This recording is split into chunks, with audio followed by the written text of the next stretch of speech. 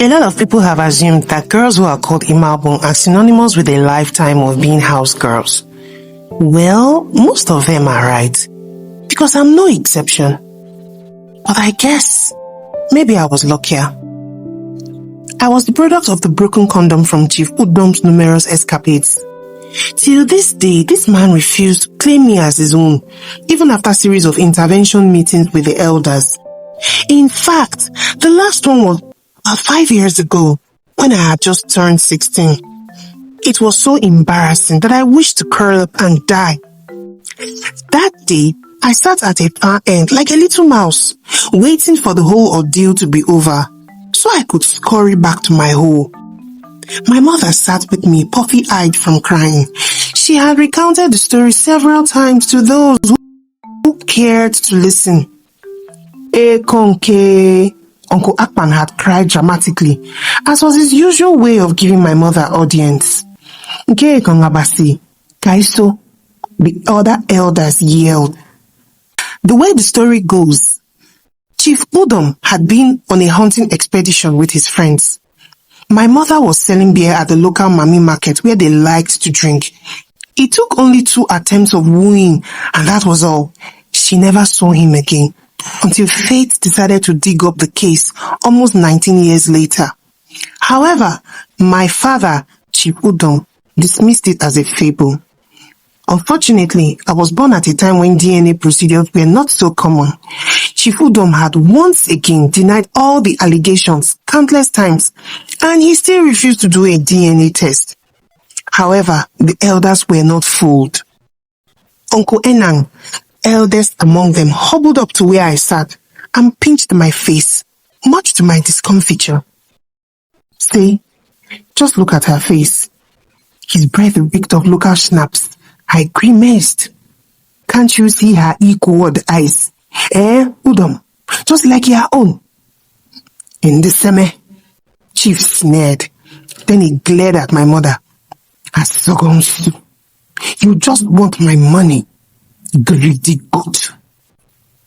Despite all evidences, the intervention meeting ended the usual way. No victor, no vanquish. I was to write GCE in 3 months, and my mother could not pay for the exam and other things. The Hobson's choice was to do menial jobs, and that was how I went to live with Aunty Clara, a distant relative in Lagos. She was a very wealthy woman in her mid-40s, very accomplished, but never married. She lived in a huge duplex with 6 rooms. Like I said before, I was very lucky. I worked for Aunty Clara and she did not treat me like a house girl. However, she had some quirks which somewhat bothered me. For one, she was extremely misophobic. So when I wasn't at my GCE classes, I was always cleaning the house. I didn't mind since it was my duty. Aunty Clara didn't have friends, but she talked to me a whole lot. I always wondered why she was still single at her age, living all by herself in such a big house. Still, that was not the height of her weirdness yet. The strangest thing was the big old clock hanging over the TV set. It always read 9:15, and it never moved beyond that. The one in our room was 9:45 too. Same with every other clock in the house. The first time I attempted to adjust the big old clock, Aunty Clara had shouted at me. There was this sort of bloodshot look in her eyes as she threatened my existence. Don't ever touch that clock or any other clock in this house. You hear? She screamed at me. Or you will go back to your GRA, that government-rejected area you call a village. I complied and forgot all about the clocks. But I wondered why she left them that way. I consoled myself that probably the time was only accurate twice a day, 9:15 in the morning and 9:45 in the evening. I didn't touch her clocks again, and we both lived happily ever after until my final year at LASU, when I decided to bring a man home. You see, despite a failed relationship between my mother and Chief Udom, and Aunty Clara's prolonged singleness, I was ready to give marriage a shot. I had just turned 24, and by so far, life had been so kind. Aunty Clara had just finished a grand celebration of her 50th birthday. God had used her to make me somebody, and I was ready to move on. But then, an unexpected outburst. "You want to leave me?" she cried one Saturday evening while I was deep frying turkey in her spacious kitchen. Auntie, but I don't understand," I stuttered while trying to stir-fry the turkey in the pan. "Ima, you ungrateful wench. Imaobong, you ungrateful, hand-biting wretch." I cowered and waited for the first blow. But she did the unexpected. She grabbed my hair and dragged me out of the kitchen as I howled, "Look up the wall, Ima. Look up the wall, I say." Feebly, I raised my head to behold the forbidding big old clock. Then she lowered her voice. "Ima, what is the time?" After 5? No, not after 5, you dimwit. I said, "Ima, look at the time." "What is the time?" It's 9:15, Auntie," I whimpered. "Good." "The clock in my room says..." I hesitated. Then, it's 9:15, ma." She paced up and down, as if brainstorming for those business ideas that was always plotting in her head. "What about the clock in your room, Ima? Did you adjust it?" "No, Auntie," I shook my head, tears spilling copiously. Then she slumped on the sofa, looked at the ceiling. After a few minutes of meaningless silence, she began to speak. "I was 21 when we met. He was dashing, so debonair. He wanted to study medicine abroad. He made me promise to wait. I did wait though. 6 years. 7. People thought I was going insane. But he was my one true love. 8 years. And he still didn't show. 9 years. Till the 10th year, when he finally came for me. I was so happy. My family discouraged me, but he proved them wrong. He eventually came for me." Aunty Clara smiled. "We planned our wedding in detail. The white dress, the cakes. I had started my company then, so I had money. Money has never been my problem." That Saturday morning of the wedding, I put on my dress. The mass had already started, but he hadn't shown up. His phones switched off. At exactly 9:15, I received a call from a strange number. It was him. He said the wedding wouldn't hold. He thought he could pull it off. He said he was sorry, that he had a wife in London, a white woman with 2 kids. He said he loved me, but he couldn't lose his green card. Aunty Clara stopped and stared at the ceiling again, trance-like, until she spoke. I never suspected a thing. Everything was bliss. I was living in utopia until the bitter truth, until that call at exactly 9:15, when he said the wedding wouldn't hold.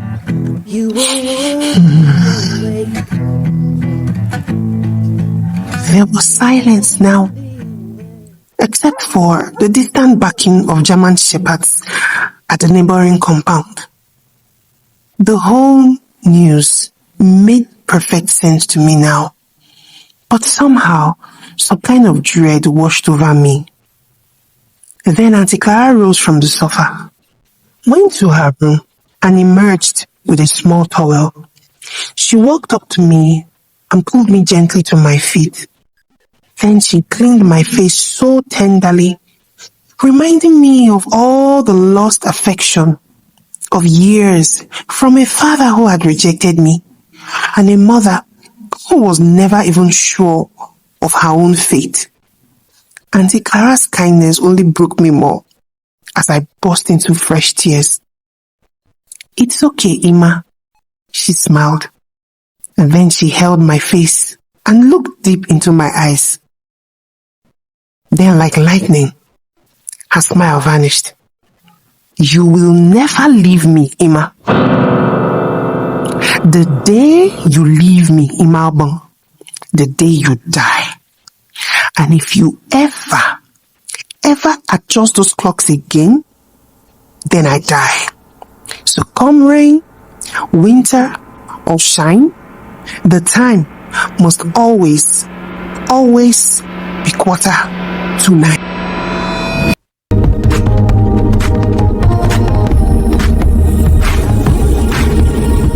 You still haven't subscribed yet?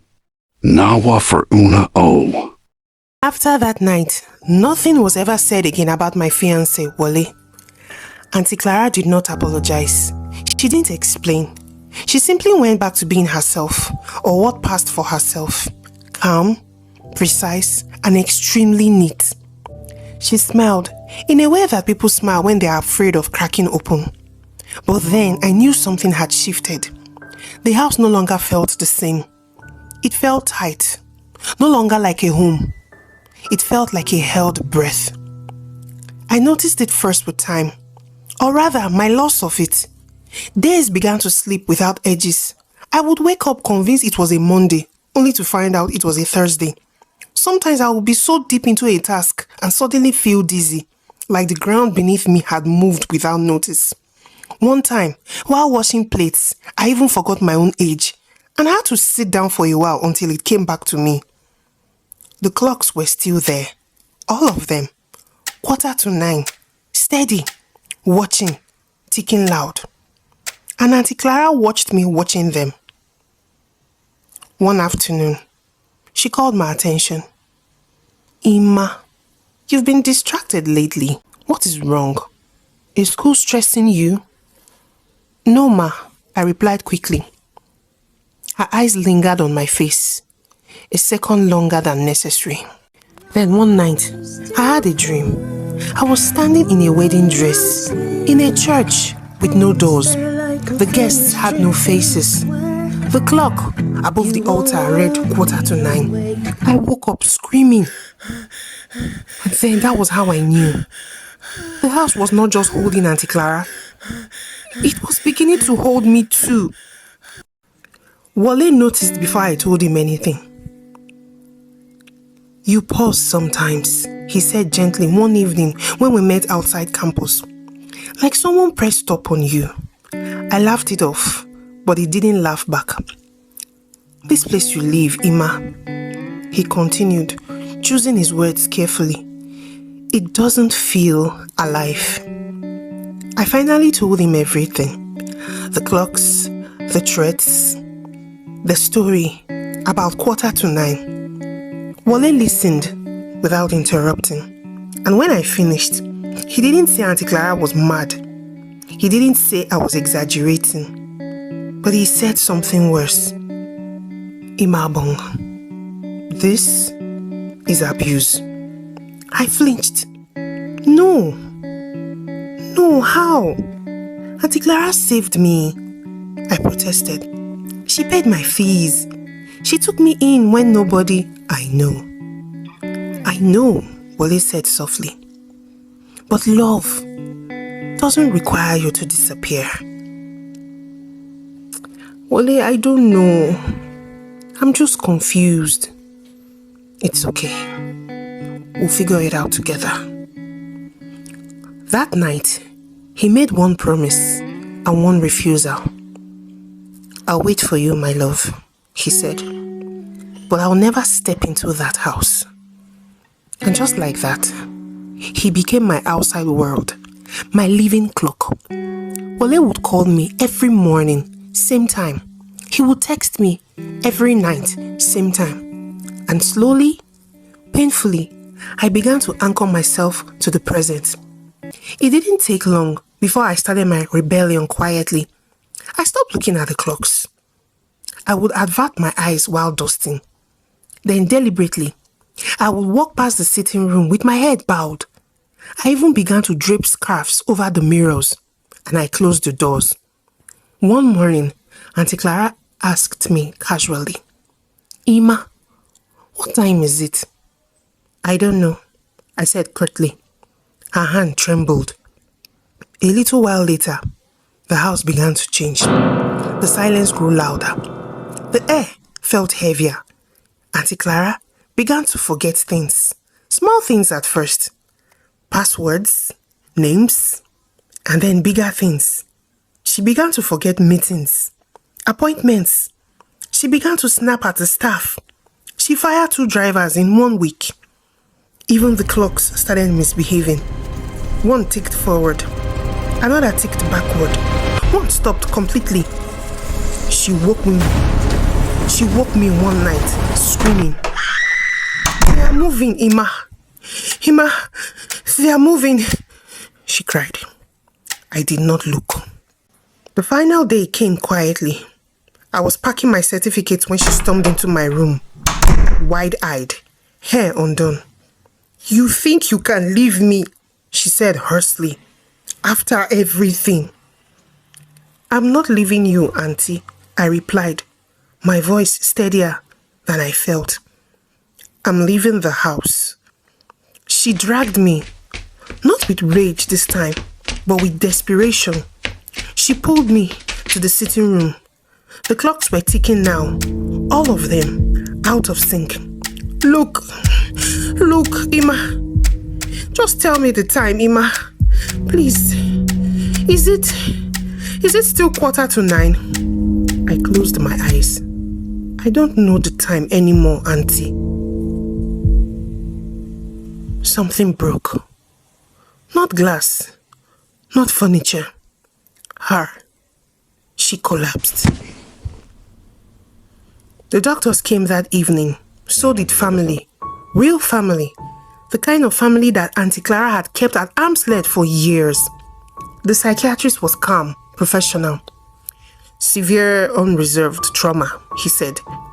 "Complicated grief disorder from dissociative features. Obsessive fixation tied to a single traumatic event. Time-based delusion." They admitted Aunty Clara for long-term care. She did not fight.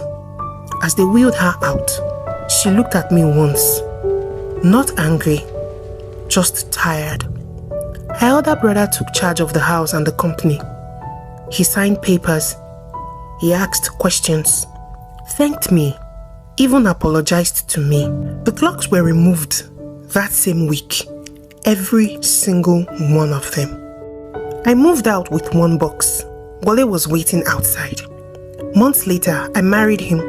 Nothing grand, nothing frozen in time, just vows spoken in a room full of breath and movement and life.